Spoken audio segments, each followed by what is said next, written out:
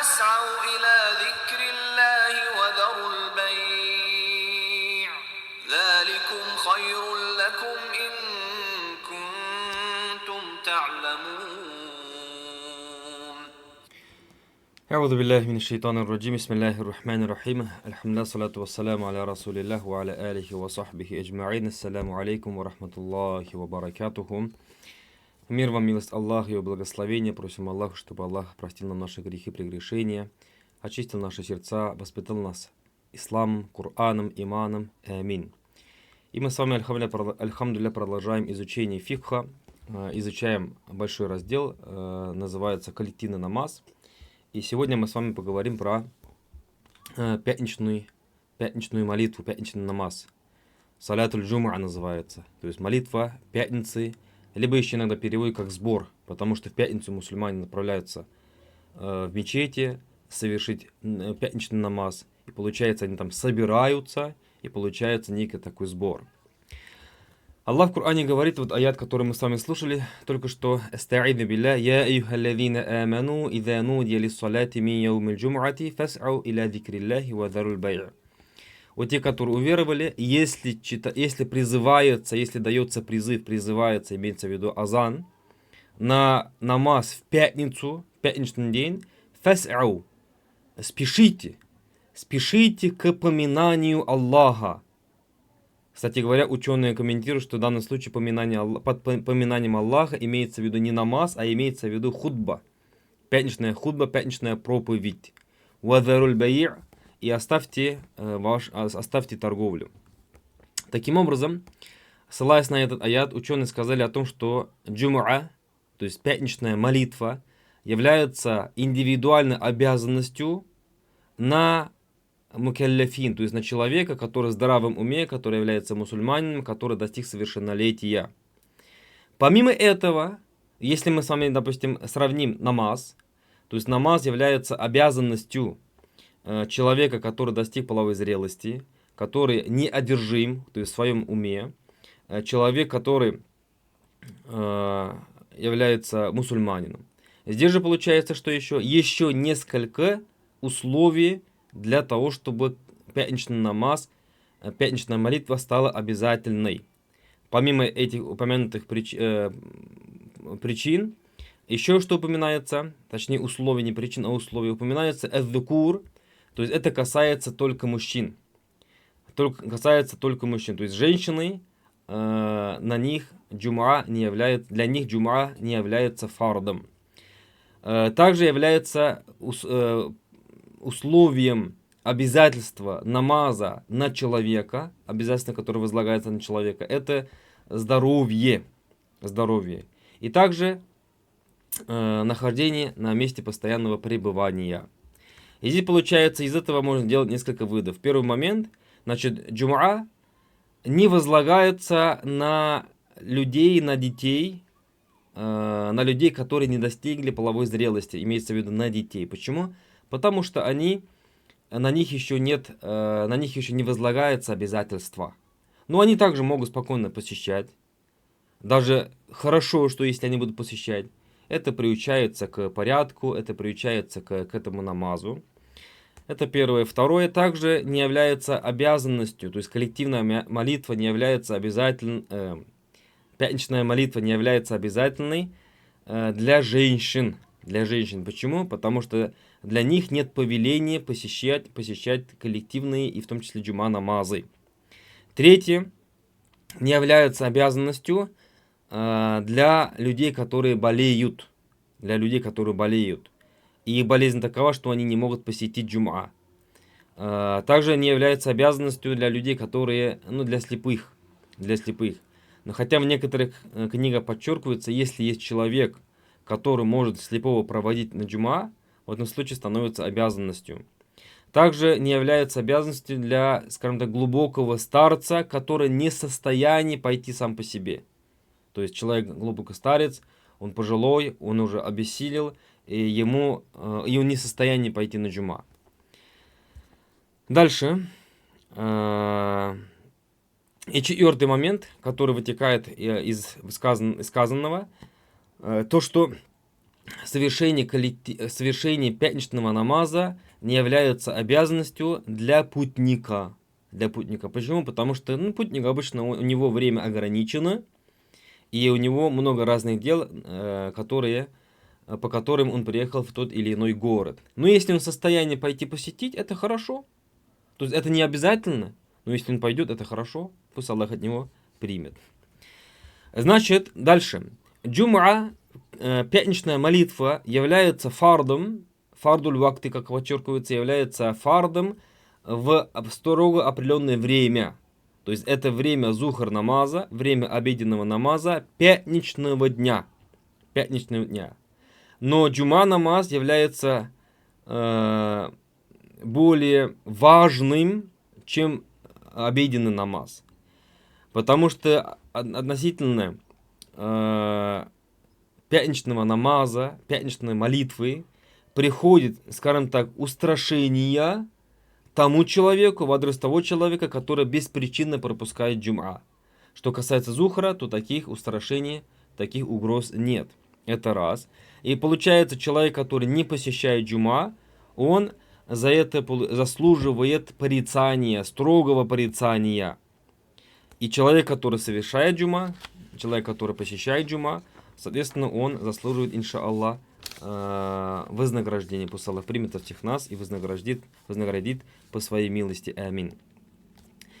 Пятничный намаз, то есть если зухр намаз читается на 4 ракаата, пятничный намаз, пятничная молитва коллективная в мечети, не дома. Я знаю людей, которые дома совершали, то есть дома не совершается, совершается в мечети, в молильных комнатах. Значит, пятничный намаз совершается в 2 ракаата.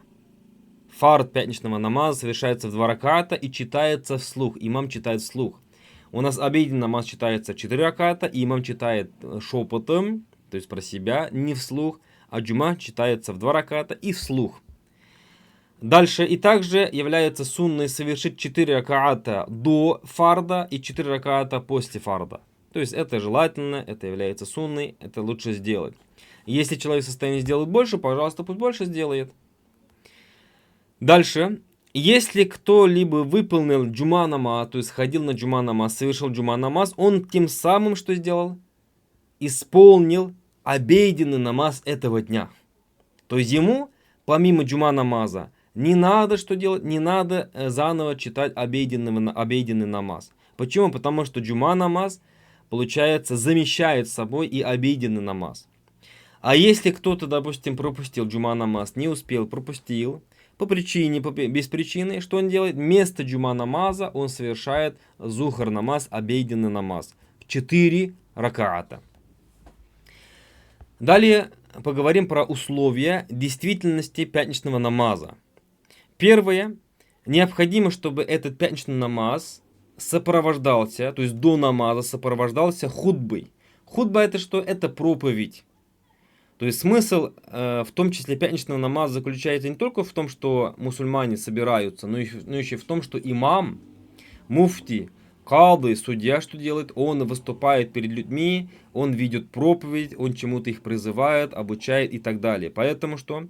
Даже получается, в некоторых книгах комментируется, что обеденный намаз 4 раката, день джума получается только 2 раката, пятничный намаз.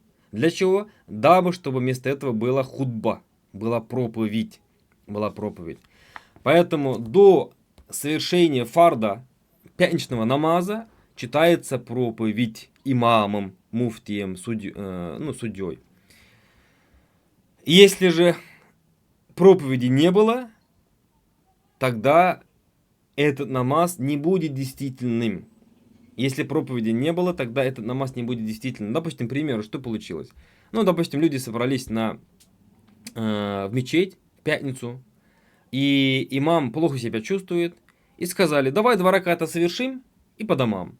Нет, не получится. Почему? Потому что сначала нужно проповедь вести, и только потом намаз.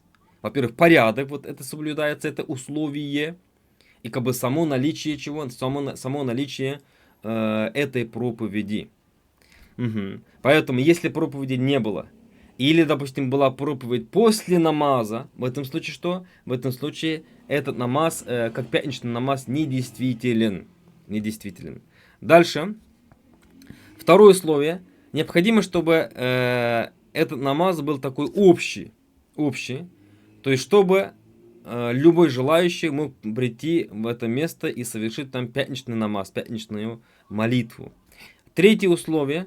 Что касается вот коллектива. Обычно же мы говорим коллективный намаз. То есть минимально это в коллектив, чтобы намаз считался коллективным, минимально 2 человека. То есть если мы, люди, 2 человека, допустим, собрались на ночной намаз, на утренний намаз, на послеобеденный намаз, или дома, например, 2 человека совершили, это коллективный намаз считается. Но чем больше, тем лучше людей. То есть чем больше людей, тем лучше и больше вознаграждение. А что касается действительности пятничного намаза, то минимум что? 3 человека и 4-й имам.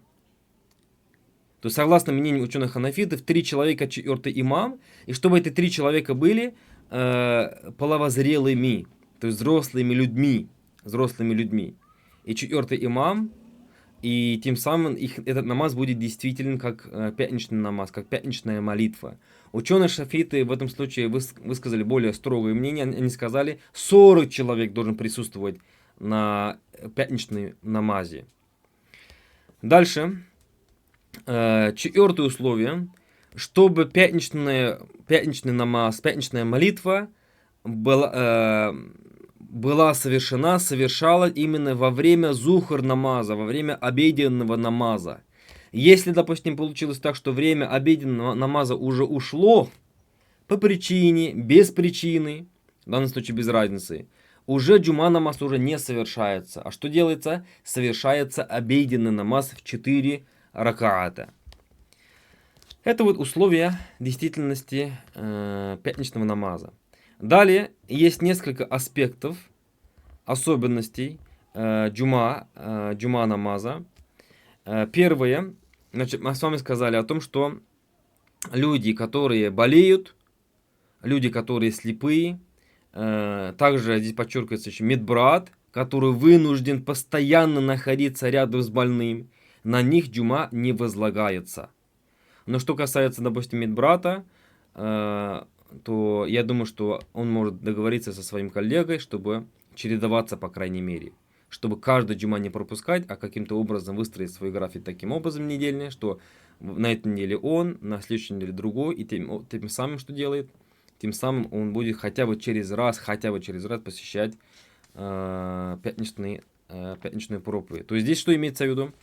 Имеется в виду, что человек, то есть медбрат, который вынужден, если он все-таки может решить этот вопрос, он получается не вынужден. Вот. И поэтому вот такой, вот на это нужно обратить внимание. Дальше. Когда читается азан для пятничного намаза, необходимо что делать? Необходимо поспешить к этому намазу. И оставить все то, что нас, возможно, отвлекает. Это какие-то дела, это торговля, это, не знаю, и так далее, и так далее. То есть, коротко говоря, мы должны постараться сделать от себя все зависящее, и чтобы посетить, это касается мужчин, чтобы посетить джума намаз. Обычно люди, которые посещают джума намаз, они что делают? Они уже заведомо заранее что делают? Направляются в мечети, особенно в больших городах. Порой в больших городах бывает так, что человек, чтобы дошел до пятничного намаза, до мечети, ему нужно 1-1,5 только на дорогу. Соответственно, пока он услышит азан, он даже азан не услышит. Но он, по крайней мере, если находится внутри города, и здесь есть мечеть, в этом случае что? В этом случае он должен пойти в эту мечеть, чтобы совершить пятничный намаз. И получается, ему нужно пойти туда заранее, потому что если он выйдет после наступления времени обеденного намаза, джума намаза, он просто-напросто не успеет. Дальше. Если, допустим, это сейчас больше касается путников, человек, допустим, намеревается вот-вот уехать по своим делам куда-то, допустим, в другой город, и здесь говорится о том, что тот человек, на которого возложена пятничная молитва, ему порицается выйти из своего города, то есть покинуть свой город, выехать в путь после наступления времени после наступления времени пятничного намаза, обеденного намаза. И пусть он что делает? Пусть он свою дорогу, свое путешествие, свой выход в путь, пусть откладывает на после намаза. Либо же пусть он выезжает рано утром. Пусть он выезжает рано утром спокойно, и не будет никакого порицания, насколько я знаю, по мнению всех масхабов. Следующий аспект. Если имам уже поднялся на минбар. Минбар это что? Минбар это вот трибуна, откуда имам вещает, откуда имам видит проповедь, наставления, советы, где он раскрывает значение аятов, значение хадисов. Значит, имам, если уже поднялся на минбар, на эту трибуну, то строго порицается разговаривать, строго порицается совершать какой-либо намаз. Но что касается намаза, это по ханафитскому мазхабу. Мнение ученых шафиитов, они были другого мнения. Поэтому, если вдруг вы видите в мечети, что человек пришел в мечеть, имам уже на минбаре, а человек совершает намаз, то мы можем в данном случае что сделать? Как бы поговорить с человеком, сделать наставление, но не упрек. Почему? Потому что, возможно, он придерживается своих повседневных религиозных направлениях, придерживается, допустим, шафиитского мазхаба. Мнение имама аш-Шафи'и, рахимахуллах, который был величайшим ученым. Что касается ученых ханафитов, они сказали о том, что строго порицается, в том числе совершение 2 ракатов молитвы приветствия мечети, если имам уже поднялся на трибуну, на минбар. И также это касается строго порицаемо также совершать сунну, которая идет до фарда, если имам уже на минбаре. Ну, допустим, человек опоздал, он думает, дай-ка я что сделаю, дай-ка я совершу 4 сунны, которые совершаются до фарда пятничного намаза. Если имам уже на минбаре, все строго порицается. И передается в хадисе: «Ида дахаль ахадукум масджида валь имаму яхтуб», если кто-либо из вас зашел в мечеть, и имам уже ведет проповедь, фаля салата валя каляма хатта яфрихаль имам. Нет намаза и нет слов до того, как имам не закончит свою проповедь. Следующий аспект. Человек, допустим, опаздывает. На пятничный намаз опаздывает. Но если он успеет присоединиться к имаму до того, как имам даст салям направо, в этом случае что? В этом случае он успел на намаз. В этом случае он успел на пятничный намаз. И он что делает?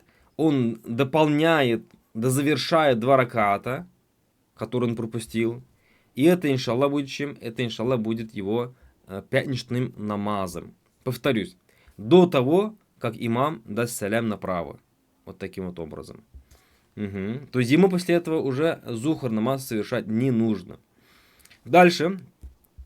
Если кто-то не успел, допустим, получилось так, что он в пробки попал. Был такой случай, что вот я выехал, и метро, долгое время метро не приезжало, я опоздал на джума. Это от нас не зависит, то есть это от нас не зависящая ситуация. В этом случае, иншаллах, мы за это не получим грех. Иншаллах, мы получим вознаграждение, потому что у нас намерение было какое? Пойти, совершить, исполнить веление перед Аллахом, пятничный намаз. Так вот, если, допустим, кто-то задержался, опоздал и не успел совершить джума намаз вместе с имамом, в этом случае что он делает? Вместо джума намаза он совершает 4 раката зухр намаз. Если таких людей собралось несколько, могут ли они все вместе джумаатом коллективно совершить джума намаз? Согласно мнению ученых ханафитов, является порицаемым. То если несколько человек опоздали, допустим, я подошел опоздал, он подошел опоздал, еще кто-то подошел опоздал, и мы так получилось, что мы или, допустим, мы 5 человек ехали в машине, все мы опоздали, и говорим, давай-ка ты будешь имамом, мы за тобой намаз совершим, зухр намаз. Порицается, дабы не создавать смуту. Дальше. Теперь, что касается саджды саху, то есть 2 искупительные саджды из-за невнимательности. Если имам, когда он совершал пятничный намаз, допустил ошибку, которая требует совершения 2 искупительной саджды, исполнение искупительной саджды, но людей много, допустим, соборная мечеть, людей много, и он опасается, что люди просто не поймут и выйдут, получается, скажем так, из подчинения, в кавычках, из подчинения имаму, и их намаз будет нарушен, их намаз будет недействителен. Исходя из этого, что он делает? Исходя из этого, он не совершает две искупительные саджды и саджды саху. Дальше. Хутба. Про хутбу мы с вами уже упомянули. Хутба пятничного дня. Значит, хутба пятничного дня является условием из условий намаза. Какого намаза? Пятничного намаза. То есть хутба является условием правильности, действительности пятничного намаза, пятничной молитвы. И минимально, что может содержать в себе хутба, проповедь, это искреннее восхваление Аллаха, искреннее упоминание Аллаха. Или коротко некоторые говорят, должно содержать восхваление Аллаха и салават на пророка Мухаммада, алейхиссалату вассалям, и этого будет достаточно. Допустим, какая ситуация? Собрались в мечети, имама все нет и нет, и на телефон не отвечает. Все, время уже намаза время намаза. 5 минут подождали, 10 минут подождали, что делать? Кстати говоря, в этом случае из присутствующих, более знающих, что делать, берет на себя роль имама в данном случае, и он проводит намаз. Но до намаза нужно что сделать? Встать на минбар и произнести хутбу, то есть проповедь. А он не готов. Но он может ли сказать «Альхамду лилляхи раббил аламин», «Ассалату вассаляму аля расулейна Мухаммадин», спуститься и совершить 2 раката намаз? Может. Все, этого будет достаточно. Это минимум. Если взять идеальный формат, то в идеальном формате хутба состоит из 2 хутб. Проповедь состоит из 2 проповедей. И между 2 проповедями происходит небольшое такое сидение, коротенькое, кадра таляф аят, то есть в течение времени, за которое можно прочитать 3 аята. Здесь, конечно, имам волен, он может, в принципе, что сделать? В первой проповеди раскрыть какую-то тему, во второй проповеди взять какие-то другие основные тезисы, которые исходят, допустим, из этой проповеди, либо раскрыть какую-то другую тему. Здесь все зависит, конечно же, уже от местных традиций и обычаев. В некоторых местностях проповедь ведется целых 45 минут, целых 50 минут. В некоторых местностях проповедь ведется где-то 15-20 минут. Соответственно, за 40 минут можно поговорить больше, рассказать больше, чем за 20 минут. И исходя из этого, вот эти хутбы, они могут быть разными. Поэтому эти хутбы могут быть 2 отдельные темы, либо же первая отдельная тема, второе это тезисы, допустим, из первой темы. Либо, коротко говоря, вот эти 2 хутбы, в них будет раскрываться одна и та же тема. Угу. Дальше. Пятничный день действительно такой особенный день и имеет свои фадиля или фадаиль, то есть свои особенности, свои достоинства. Значит, день джума, день пятница, является благодатным днем и является, скажем так, неким таким мини-праздником, недельным праздником для мусульман. И в хадисе передается, посланник Аллаха Мухаммад, алейхиссалату вассалям, сказал: «Инна хаза яумун джа'аляху Аллаху айдан лиль муслимин». Воистину, это день, который Аллах сделал для мусульман праздником. «Фаман джа'a иля джум'ати фальяхтасиль». Кто приходит на джума, пусть сделает гусль. То есть пусть он помоется, сделает гусль.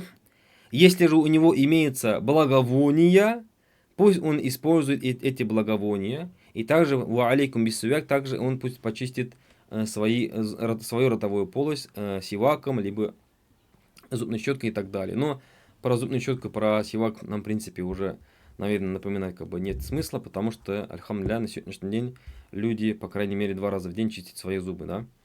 Идем дальше. И поэтому необходимо упомянуть несколько аспектов относительно достоинства этого дня. Первое, необходимо что делать, вот исходя из хадисов, необходимо постараться, это не обязательно, конечно, это является сунной, то есть добровольным, желательным действием, что сделать, скажем так, помыться, коротко говоря, помыться, принять гусль. На сегодняшний день, конечно, в условиях городских особенно, все гораздо проще. Человек зашел в душ, вышел из душа хоть раз в день, хоть 2 раза в день, хоть 3 раза в день, хоть каждый час. То есть ему это, в принципе, не сложно, ему, в принципе, это легко. Если говорить раньше, когда, особенно в деревнях, когда топили баню раз в неделю, как раз топили когда? В четверг. Чтобы вечером, имеется в виду после захода солнца, в четверг вечером после захода солнца, наступают пятничные сутки. Наступает пятница. И получается, солнце закатилось, баня уже готова. Люди что делают? Люди там направляются в свои бани. То есть тем самым что делали? Они чтили вот эту традицию пророка Мухаммада, алейхиссалату вассалям, сунну пророка Мухаммада, алейхиссалату вассалям. Поэтому обращаем внимание на то, чтобы в пятницу нужно что делать? Не нужно, а желательно принять гусль, помыться, принять гусль. Второе, привести себя в порядок. Каким образом? Постричь ногти. Если нужно, постричь и укоротить, сделать красивым бороду, усы, волосы. Ну, коротко говоря, привести себя в порядок. И также что делать? Также приучать этому и детей, и своих домочадцев. Для чего? Дабы они тоже чтили этот день. Потому что этот день действительно является, в хадисе передается, хайру яумин талят алейхи шамсу яумуль джумуа. Самый лучший день, в котором восходит солнце, это день джумуа, день пятница. Второе. Когда человек направляется в мечеть, ему желательно что делать? Надеть свою лучшую одежду. Красивую, лучшую одежду. На это из указаний из хадисов, на это из указания из Корана. Астаиду билля, я бани Адам, худу зинатакум инда кулли масаджид. О дети Адама, берите свои украшения, зинатакум свои украшения, то есть красивую одежду, инда кулли масаджид, каждый раз, когда вы направляетесь куда? Когда вы направляетесь в мечеть. И передается о том, что Аль-Хасан Аль-Басри, величайший ученый табиин, каждый раз, когда посещал мечеть, на нем была самая красивая чистая одежда. У него спрашивали, то есть, почему же так? И он приводил этот аят. Дальше. Желательно пораньше направиться в мечеть именно в день пятницы. Почему? То есть до азана, до наступления времени этого намаза, пятничного намаза. Дабы приобрести вот то вознаграждение, которое полагается человеку, который пришел в мечеть пораньше. Передается в хадисе о том, что человек, который пришел в мечеть в первые часы, в первое время, тот получит вознаграждение, будто бы заколол, будто бы принес жертву верблюда, будто бы принес жертву и раздал. Это большое вознаграждение на самом деле. Дальше. Если же имам поднимается на минбар, необходимо что делать? Необходимо всем остальным людям молчать. Даже если приходится делать замечание, не делать это словами, а просто рукой. А лучше всего вообще от этого воздержаться. Это лучше. Лучше воздержаться. И человек, когда находится в мечети, и в то время, когда имам находится на минбаре, на трибуне, человек, прихожанин, должен что делать? Должен понимать, что он в данный момент находится в том месте, где совершается богослужение. В том месте, где совершается поклонение. Люди, если собираются для богослужения, для поклонения, для упоминания имени Аллаха, для зикра, в этом случае ангелы что делают? Окутывают их. На них не сходит спокойствие, благословение. И Аллах упоминает этих людей перед ангелами. Поэтому это необходимо помнить. И это дает нам некое такое особое состояние. И второе, также прихожанин должен понимать, и каждый человек должен понимать, что в данный момент он находится в собрании знаний. То есть некий урок. Почему? Потому что имам поднимается на минбар, он цитирует аяты Корана, хадисы пророка Мухаммада, алейхиссалату вассалям, высказанный ученый, он раскрывает какую-то тему, тем самым люди что делают? Получают знания. На это тоже имеется огромное количество хадисов. Имея в виду, чтобы внимательно относиться именно к этому состоянию, к этому времени. Дальше в день пятницы желательно прочитать суратуль Кахф, сура пещера. Пророк Мухаммад, алейхиссалям, сказал: «Ман караа сурат аль-Кахфи яум аль-джум'ати ада'a лаху нуру ма бейна аль-джум'атейн». Кто прочитает сура Кахф в пещеру в день джум'а, в пятничный день, тому будет освещением между двумя пятницами. Для него это будет нуром, освещением между двумя пятницами. Также день пятницы желательно больше призывать благословение на пророка Мухаммада, алейхиссалату вассалям. Пророк Мухаммад сказал: «Ахфиру минас салати алейя яум аль-джум'а». То есть читайте больше салаватов на меня, больше благословений на меня в день джум'а. И в пятницу порицается соблюдать пост. В пятницу порицается соблюдать пост.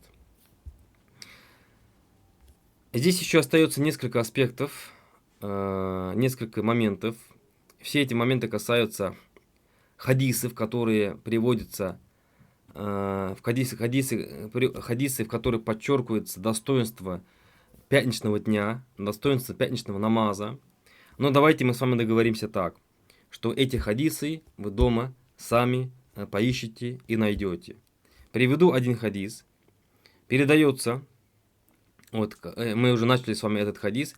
«Ман ихтасаля яум аль-джум'ати гусля аль-джанабе». То есть, кто в день джум'а совершит полное омовение, «Thumма раха фи са'ати аль-уля», и направится в мечеть в первые часы. Первые часы имеется в виду первые минуты, то есть до того, как имам поднимется на минбар. Либо же, я думаю, что в каждой мечети есть некая такая, скажем так, своя устоявшаяся традиция, что люди начинают собираться на пятничный намаз, допустим, в 11 часов, в 12 часов, в 10:30, 11:30, в зависимости от наступления времени. И получается, кто первым пришел, кто раньше всех пришел, فَكَأَنَّمَا قَرَّبَ بُدْنَةً. То есть он будто бы что сделал? Будто бы принес жертву верблюда, то есть получит такое большое вознаграждение. وَمَنْ رَاحَ فِي سَاعَةِ الثَّانِيَةِ. Кто направится в мечеть уже во второй часы, то есть после этого, он будто бы что принес жертву корову и раздал это мясо в качестве как садака. Кто придет в мечеть уже дальше, в следующие часы, в следующее время, в следующие минуты, тот будто бы что сделал, принес жертву барана. Кто в 4 часы после этого будто принес жертву курицу. Кто дальше, кто следующий, будто бы принес жертву яйцо. فَإِذَا خَرَجَ الْإِمَامُ. И когда уже имам поднимается на минбар, на трибуну, حَضَرَتِ الْمَلَائِكَ. Ангелы что делают? Они также посещают вот это место, يَسْتَمِعُونَ ذِكْرَ. И они слушают, прислушиваются этим назиданиям. И у них их свитки уже завернуты. Это вот один из хадисов по поводу достоинства дня пятницы. Этих хадисов достаточно очень много, поэтому вы можете самостоятельно поискать. И все они на что указывают? На важность пятничного намаза.